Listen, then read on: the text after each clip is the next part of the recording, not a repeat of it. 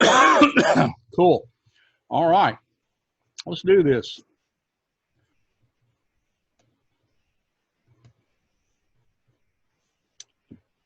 Today's session is called Awake and Alert and Other Shit You Can't Defend, Documenting Present Mental Capacity. This came about because of my longtime collaboration with the late Gene Gandy. Gene and I were good friends and writing partners and occasionally teaching partners. If you don't know who he was, the guy was a legend in EMS, especially in Texas. And former U.S. attorney, former and a licensed practicing paramedic, and was a longtime content contributor and educator for a number of EMS magazines and taught in paramedic classes and the whole 9 yards. So Gene and I, Gene pointed out one day that we had that if people actually knew how easily the things that they document every day can be destroyed by a talented lawyer or even just a merely competent one, they would change the way they document. And he pointed out some of the things that we talk about and we routinely include in our EMS reports without the benefit of or the harrowing experience of being questioned to defend our documentation. So how many times have you guys used the term awake, alert, and oriented ×3 or ×4 to document someone's mental status? As Gene would say, that's not so fast, man. Any night school attorney from Honey Grove, Texas, can start to question that documentation. So here's how. If you guys want continuing education credit for this, Louisiana or National Registry of EMTs will accept any state certified continuing education offering. My company, Medic Training Solutions, is a state certified initial and continuing education provider in Louisiana. So therefore, anything that we offer officially and put you on our roster, the state will award credit for it, and thus so will National Registry. It's a little bit involved to do, as Amanda pointed out, but it's not that hard. What you do is you go to that website there, the Louisiana Bureau of EMS Education and Certification Portal, fill out a profile as a student. You probably have to hit the first time users register here button, fill out a profile as a student and affiliate with Medic Training Solutions. And once you've done that, I can add you to a roster even though you're not a Louisiana resident. If after you've filled out your profile as a student, if you want to go ahead and sign up for the course yourself, I'll just mark you as present and completed. If not, I'll just add you to the course myself once you've filled out a profile. But the course number is there, CE C 2004-0654, beginning and ending today. All right. Hey, Kelly. Yes. Will you be sharing these slides after the presentation so I don't have to go track down a pen? You will have a handout of these slides and a handy dandy documentation checklist. All right. So the next slide brings up a video. I want you guys to watch carefully this video, make note of the man's actions and his words, and then we'll have a little poll following that. So without further ado, yo, Randy, what's up?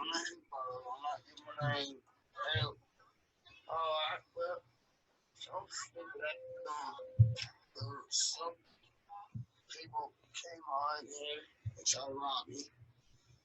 Got my buddy up, told me he's getting robbed. I looked at him and said, "What's going on, man?" He said, "We're getting robbed." I grabbed him to go away, pulled him in the door, shut the door, opened the door, and ran out and chased him. Me and him chased him. I thought he wanted the bag. I wanted the bag. I ain't seen nobody. He said he's up the front. Who ran up the front? We chased him up front. I just car left. Dude woke me up with a gun in my chest. I'm about get up at the robbery. So I was like, all right, you want me to get up? Get up. I get up. And I seen him grabbing his pants. I was like, Randy, what's up? And he was like, they're robbing us. I was like, robbing us, motherfucker? Shoot. My ass, you know what I'm saying? My butt.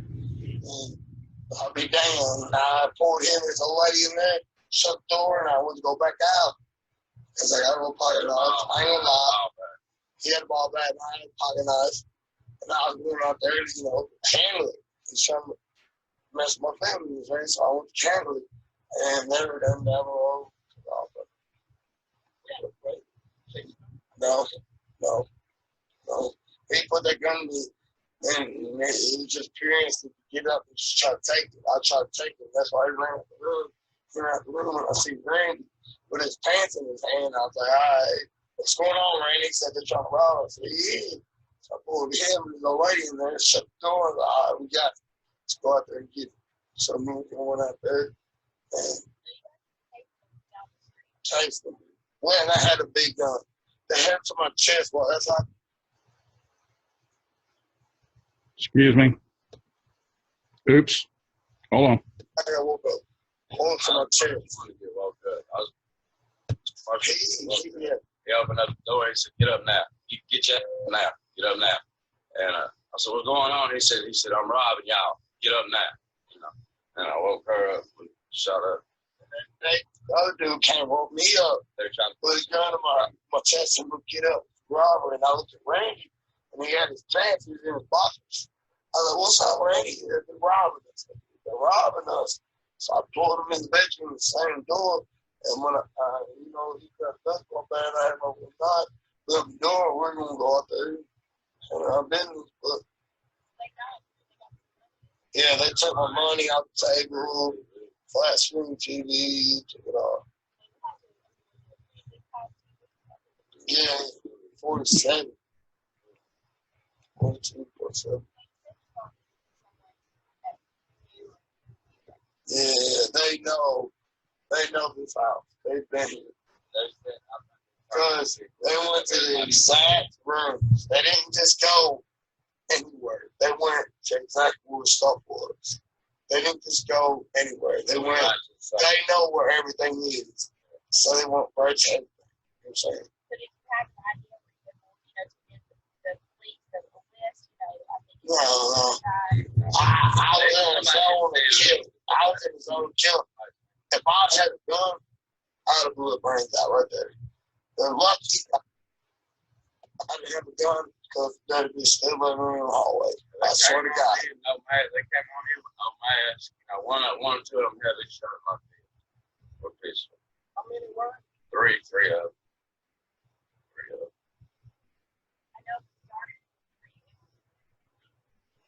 Not really. They flashed the lights. By the time I knew what was going on, they was running out. I mean, yeah, they was in and out. You know, they woke us up, and I don't think they expected that many. Okay. Now, having done that, let's take a little poll. Let's see if I can find my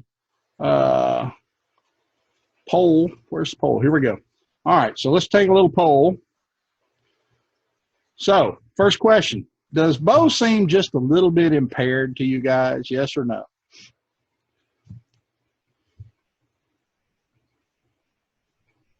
Not knowing him, I don't know if that's if he was born with that or if that's just the booze. But well, yes, there's he's are you guys seeing the poll on the, oh, here we go. Hold on. Let me do this. Oh. Launching the poll. Oops. All right, you guys see a poll on your screen? No. All right. Damn it. Okay, so here we go. This poll coming out now. Yeah. All right. So answer yes or no. Does Bo seem impaired or not? Just at first glance by his speech and actions, does Bo seem impaired? Whether it's intoxication or another mechanical mechanism, I would go with yes. Anyway, there should be a poll that you guys can click on. Are you seeing it? Click on the answer Yeah. click on the answer that The only thing is, don't know what his normal mental status looks Okay. like either. all right. Like somebody else said. Although, yeah, he does seem. Okay. All right, question number 2. don't know if him being impaired is from alcohol or from possible Okay. head injury. All right. One person weighed in. One person weighed in. Yes or no? All right. One person says Yeah, nah. all That's three questions are showing up for me. okay. That's fine. Yeah, put them all up there. Yeah, answer them all if you need to. Next question would be, pretend for a moment that Bo has sustained that black eye he has by being pistol whipped and he was knocked out and you want him to go to the hospital. Does he have the legal capacity to refuse care in his condition? Okay. And number 3, what'd you base your answer on? And there is a number of choices that you can click more than one. Was it Bo's slurred speech? Was it unsteady gait and his diminished motor skill? His use of profanity on live television? What does telling the story over and over mean to you? So on and so forth. What examples can you pull out from that video that tell us why you made your decision whether Bo can refuse care or not? Okay. So only a few out of the 11 or 12 have answered. So we'll give it a minute or two more, and then we'll let the rest of you guys prefer to lurk, and we'll move on. Just a little interaction here rather than just a show of hands. It's not going to show up on a recording of this. So right now, 5 of you have answered that yeah, it appears Bo might be just a wee bit fublically intoxicated.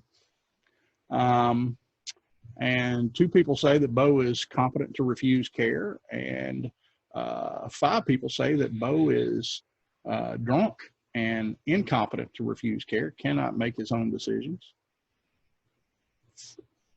All right. All right, give it a couple more minutes. See how many more people weigh in.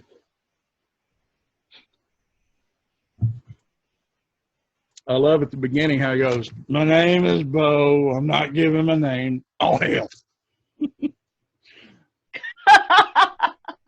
He's like, started out wrong. My name's Bo. I'm not giving my name. Oh, damn it. Did anyone else have issues with the audio and video on that?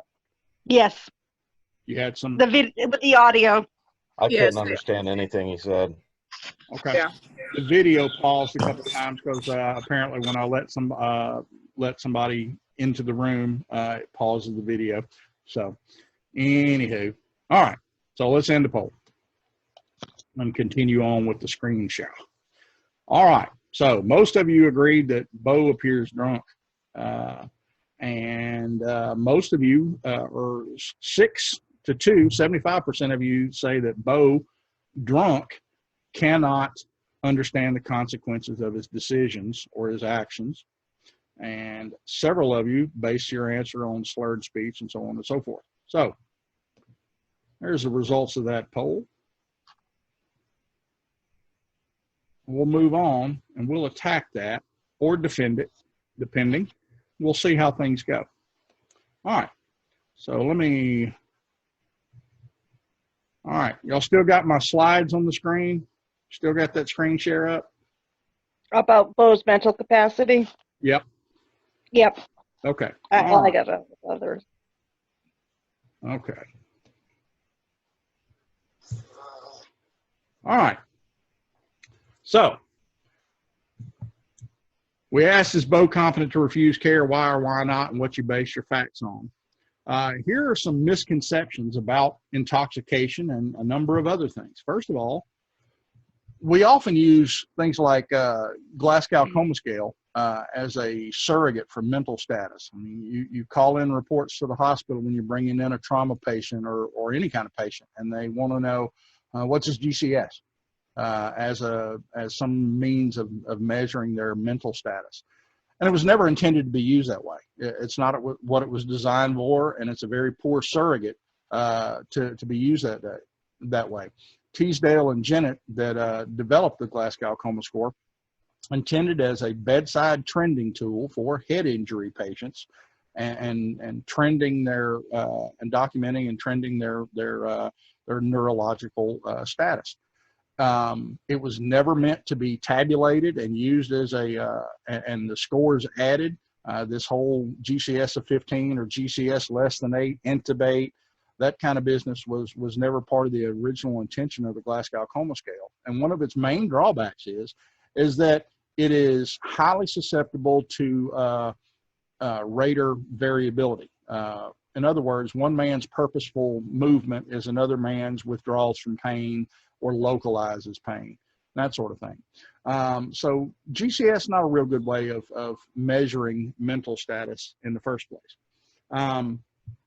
And as my friend Gene or any of the attorneys who happen to be here, I think a couple of attorneys were going to join in on our call, but they may not have, they're busy folks, but Gene would call awake, alert, and oriented a conclusion based upon facts, not in evidence. When you write that sort of thing down in a report, and it's the plaintiff's attorney's job to attack your credibility and attack your documentation and your care and everything else, everything's fair game. He's going to ask you, what does awake, alert, and oriented mean? And you may explain it. You may come up with a good logical explanation. Well, awake, alert, and oriented means the patient knows what's going on around him, and he can answer questions appropriately. And if you put AA and O times 4, you say, well, what does the times 4 mean? You say, well, awake, alert, and oriented to person, place, time, and event. And say, okay, well, what questions did you ask to determine this? And you may ask, and you may say, well, I asked him who the president of the United States was, where he was at the time. Does he remember what happened? Does he know what day it is, time it is? And their next question is likely to be, well, why didn't you write this down? Why didn't you write that down in your report? What are you going to answer? You know, there's no real good way to answer that. Do you say, well, I didn't realize that was important? Oh, okay. So what other things occurred on the call that you didn't think it was important to write down? Or, oh, it's a shortcut. It's I do that because it's in a hurry. You know, I was in a hurry to finish documentation. And oh, okay. So you admit that you were rushing and in a hurry on this call. And you know, there's no good avenue to answer that question without giving the lawyer more ammunition to attack your credibility. So we do a lot of things like that. ETOH odor noted on breath. We say that things like that. Have you ever documented that sort of thing in a run report?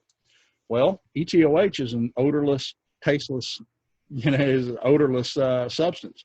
You don't smell alcohol on someone's breath. What you smell are ketoaldehydes, the byproduct of metabolization of alcohol. The same ketoaldehydes that are produced in DKA.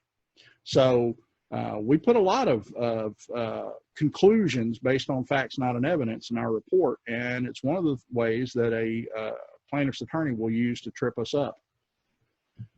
The other thing is legal intoxication is a legal standard based on motor skills and reaction time. It's literally about, can you safely operate heavy machinery on this medication or with X number of beers or X amount of alcohol in your system?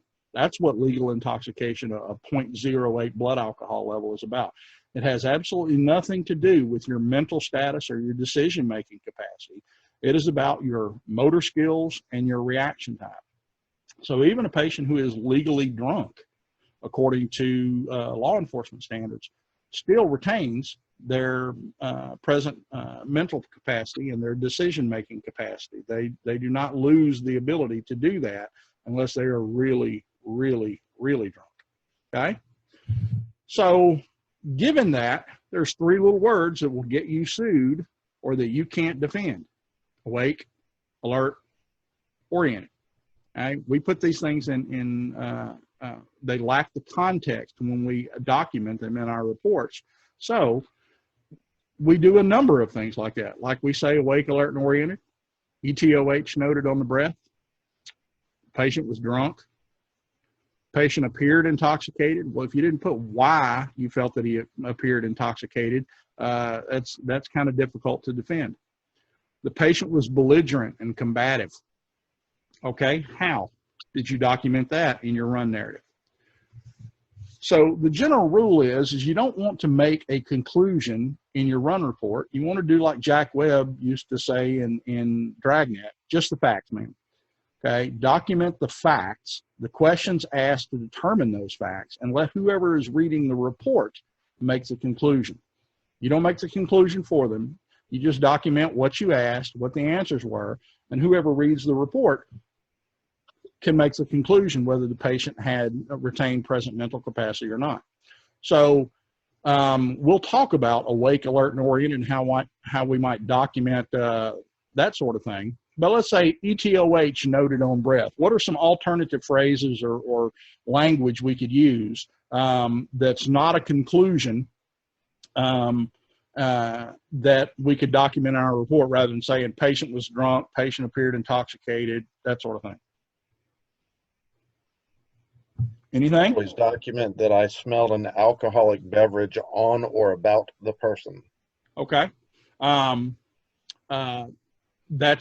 That's one way to do it. But then it's still that asks you to smell an alcoholic beverage. Describe the smell of an alcoholic beverage. I've had some students tell me that they document smelled the potential odor of alcohol metabolites on patient's breath or ketoaldehydes on patient's breath, and then back that up with corroboration, such as patient stated, quotation marks, I had X number of beers, or witness X stated he had 7 beers, and other corroborating evidence like the patient denied a history of diabetic problems and his blood glucose level was such and such, to rule out, put it right there in context with the odor, to rule out the possibility of ketoacidosis. Patient's end-tidal CO2 was 30, therefore not in ketoacidosis. Rather than say patient was drunk, how might you document that instead? Any ideas? I'd go with your other observations of their mental status. Like I like to use, just as a general assessment finding, their ability to follow commands, move their extremities well and with purpose, speak in clear and complete sentences.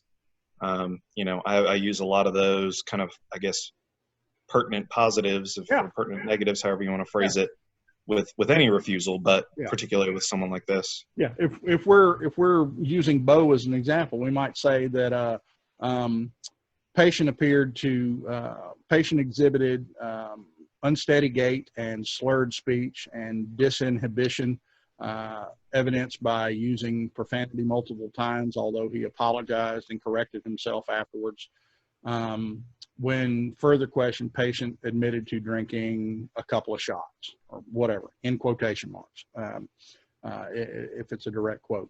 That would be a good example of documenting the observations, the objective observations that you made that led you to say he was drunk without actually stating it in a report.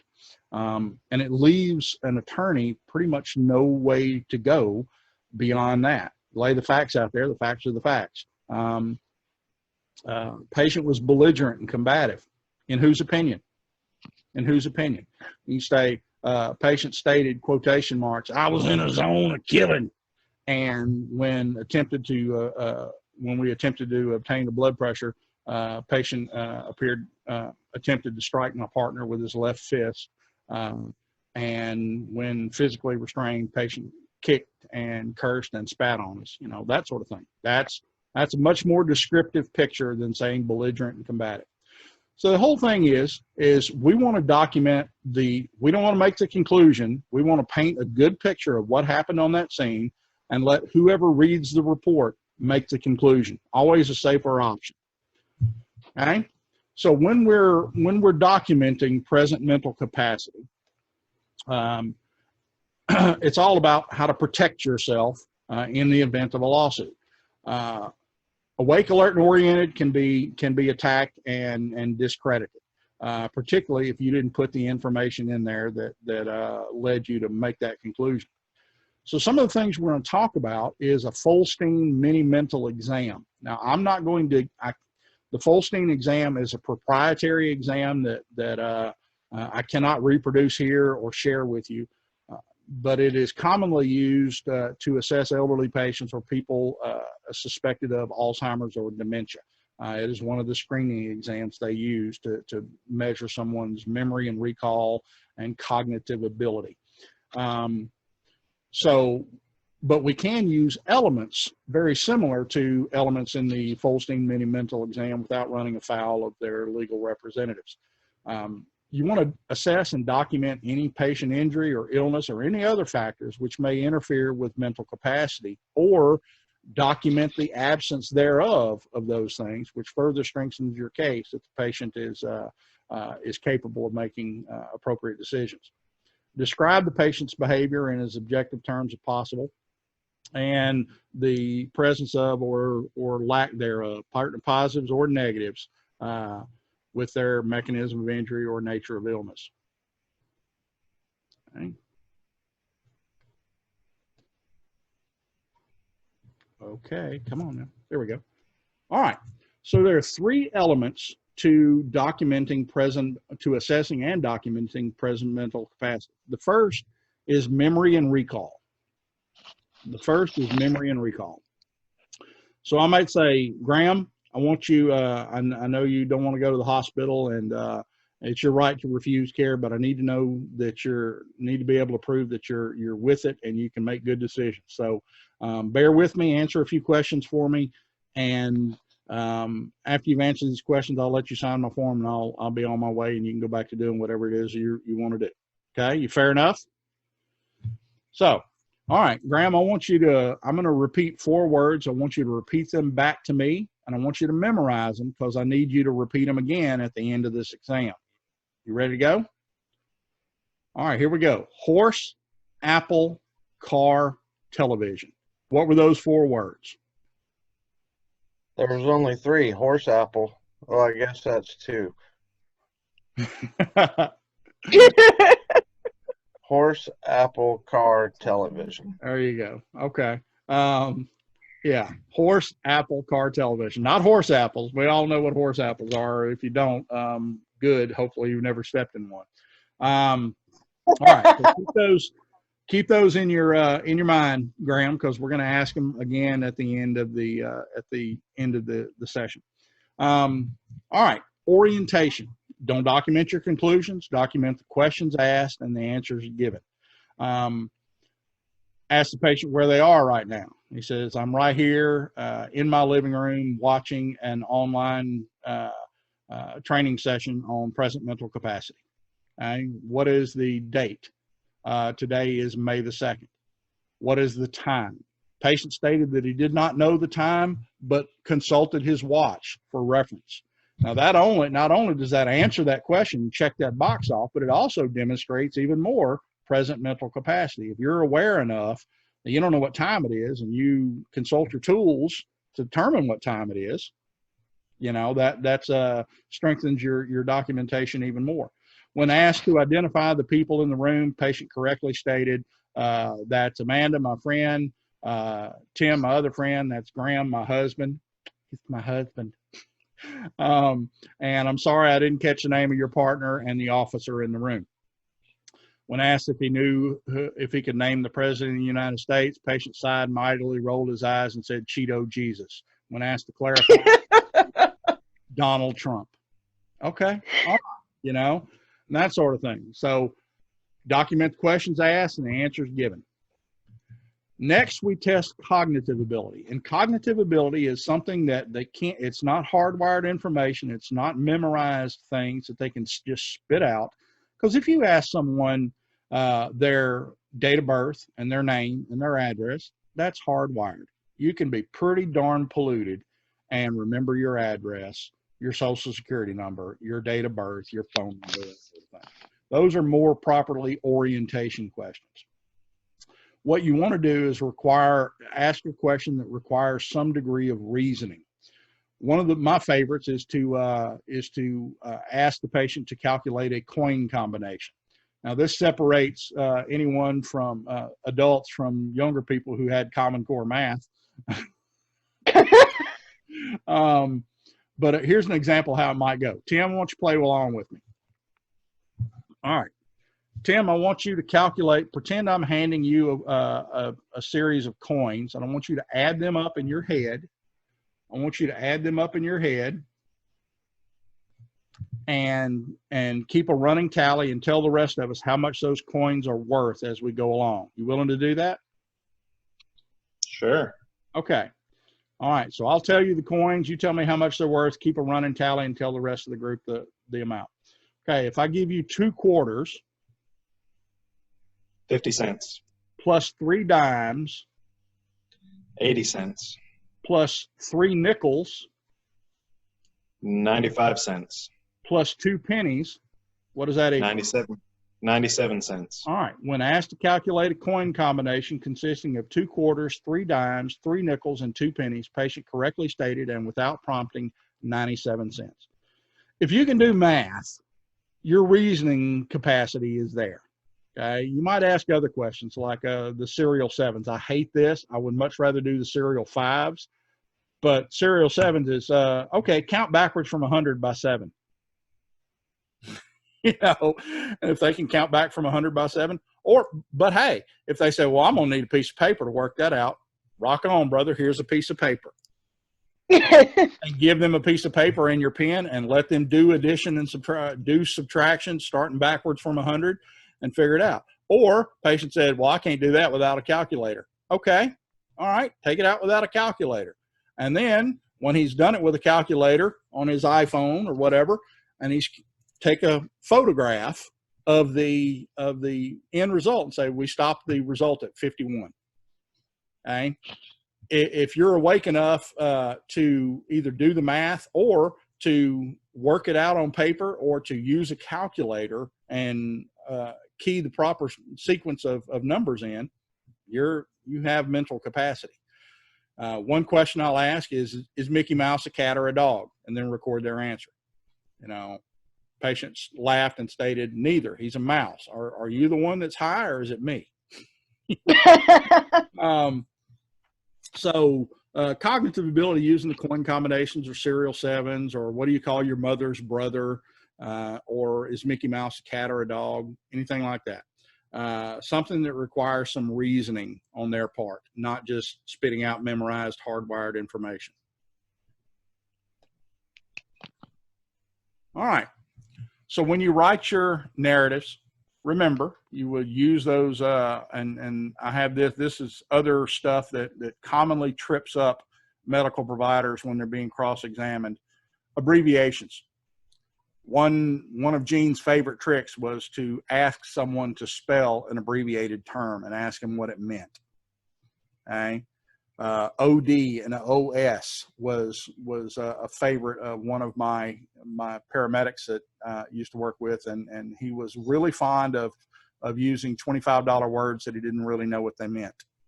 So I'd say and plus I didn't like the term OD because it's ambiguous. Depending on whether you capitalized or left it lowercase, it can mean 2 different things. That's one reason that Joint Commission doesn't allow those types of abbreviations anymore. Because there's room for interpretation and misinterpretation. So I asked this paramedic, I said, what does this term right here mean? OD. And he says, OD, right eye. Okay. Well, how do you get what does left eye mean? And he said, OS. And I said, well, all right. Well, can you explain to me how you get OD and OS from right eye and left eye? I mean, I don't see how you abbreviate that. He said, well, that's just what it means. Like, well, that's probably not going to be sufficient if you have to defend it. Then I went on to explain. OD stands for optica dextra. OS stands for optica sinistra. Sinistral is turning to the left. That's why left-handed people are very sinister and sketchy and shady. There you go. But he did not know that. Or he wrote like a patient found sitting in recliner with his feet on ottoman. Spelled ODOMEN. I said, I don't understand what this word was. What is this? And he just sighed mightily. Ottoman? And I said, do you mean like one of those little upholstered stools? Yeah, ottoman. And I said, well, first of all, it's not spelled like that. As a matter of fact, it should be capitalized because it's named after a proper name. And if you can't use a $10 word and spell it correctly, perhaps you should use a word that you can spell, like stool.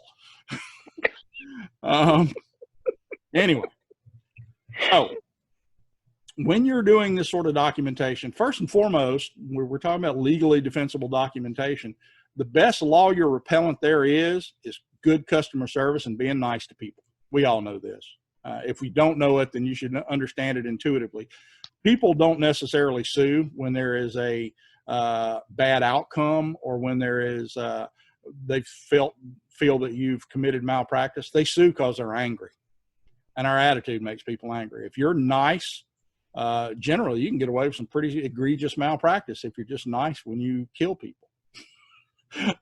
Sad to say, but that's often true. In court, you're going to be allowed to refer to your report. So if you have, if you've been subpoenaed, first and foremost, get in touch with your operations people and get a copy of your report so you can review it well before the court date and before your testimony. Some people say this: if you didn't write it down, it didn't happen. That is true, unless plaintiff's counsel can prove otherwise, and then you are a liar. And your attorney sighs mightily and says to the plaintiff's attorney, okay, I'm going to write a figure here, and you tell me how many zeros to put so we can make this go away. Because if you didn't write it down, it didn't happen. But if the plaintiff's attorney can prove otherwise, or they can demonstrate that you omitted something from your report, and trust me, they're not asking these questions without having an idea of what the answers are. If they can prove otherwise, you're a liar, and you don't want to be painted in that way in front of 12 people who are too ignorant to know how to get out of jury duty. Your job, your attorney's job, is to make you look like this guy. Okay? Your attorney's job is to make you look like a combination of Johnny Gage and Marcus Welby, MD, with a little pinch of Mother Teresa and the Pope. Just the most conscientious person in the world. And the plaintiff's attorney's job is to make you look like these guys. The weapon that each one of them is going to use is your written report. It's up to you who it's more valuable to, your attorney or your plaintiff's attorney. And it's all in how it's written and how thoroughly you document. And we'll end it up with little words from Beyond by Gene Gandy. He said, nice guys get sued, but pricks get sued way more often. And when you document, make it understandable for 12 people who are too ignorant to get out of jury duty. That's a Gene Gandy special.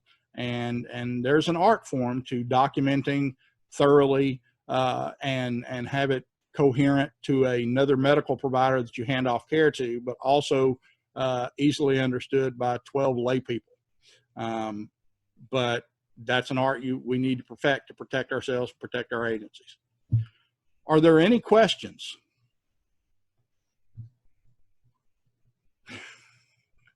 Okay. Are the questions about the picture? Are there, Graham, what were those 4 words I asked you to memorize in the very beginning of the session? Horse, apple, car, and television. All right. When asked to restate the original 4 terms, Mr. Judd stated incorrect order: horse, apple, car, television. Patient was advised to call 911 if his condition changed or worsened, and assured that an ambulance would return, cleared from scene, refusal signed by patient, so on and so forth. Okay.